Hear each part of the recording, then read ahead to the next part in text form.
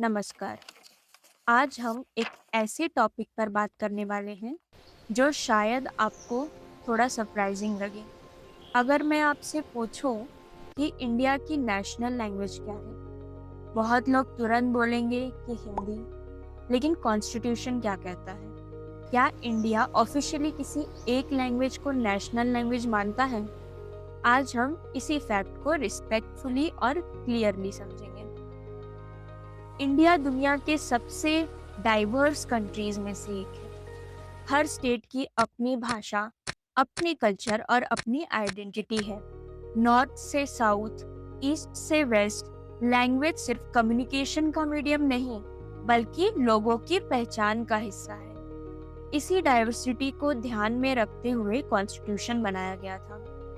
Indian constitution के according article 343 of the constitution of India, Hindi in Devanagari script is the official language of the union. यहाँ एक important difference समझना जरूरी है। Official language और national language अलग अलग कंसेप्ट होते हैं। कॉन्स्टिट्यूशन में नेशनल लैंग्वेज टर्म यूज ही नहीं हुआ। इसका मतलब ये नहीं कि हिंदी इम्पोर्टेंट नहीं है। हिंदी इंडिया में सबसे वाइडली स्पोकन लैंग्वेजेस में से एक है, लेकिन लीगली इंडिया ने किसी एक लैंग्वेज को नेशनल लैंग्वेज डिक्लेयर नहीं किया। इंडिया में टोटल 22 लैंग्वेजेस को कॉन्स्टिट्यूशन में रिकॉग्निशन दिया गया है under 8th schedule of the constitution of India. इनमें हिंदी, तमिल, बंगाली, गुजराती, मराठी, तेलुगु, कन्नड़ और भी कई भाषाएं शामिल हैं। ये सब लैंग्वेजेस इंडिया की कल्चरल रिचनेस को रिप्रेजेंट करती हैं। ऑफिशियल काम के लिए इंग्लिश भी यूज होती है। इसका फ्रेमवर्क दिया गया था ऑफिशियल लैंग्वेजेस एक्ट 1963।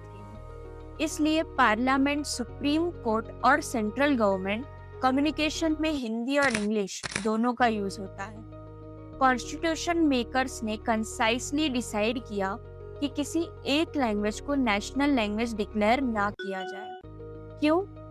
क्योंकि इंडिया एक फेडरल कंट्री है जहां मल्टीपल लिंग्विस्टिक ग्रुप्स हैं, रीजनल आइडेंटिटी स्ट्रॉन्ग है, हर लैंग्वेज का अपना हिस्टोरिकल इम्पोर्टेंस है। ये डिसीजन यूनिटी को प्रोटेक्ट करने के लिए लिया गया था, ताकि हर रीजन को इक्वल रिस्पेक्ट मिले। बहुत बार स्कूल्स और कॉमन डिस्कशंस में हिंदी को नेशनल लैंग्वेज बोला जाता है। ये ज्यादातर सोशल यूसेज की वजह से है, लीगल टर्म्स की वजह से नहीं।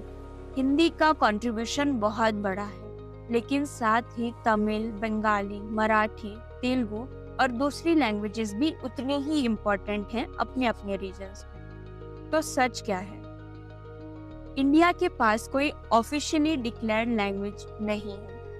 हिंदी और इंग्लिश ऑफिशियल लैंग्वेजेस हैं यूनियन के लेवल पर, और 22 लैंग्वेजेस कॉन्स्टिट्यूशन में रिकॉग्नाइज्ड हैं।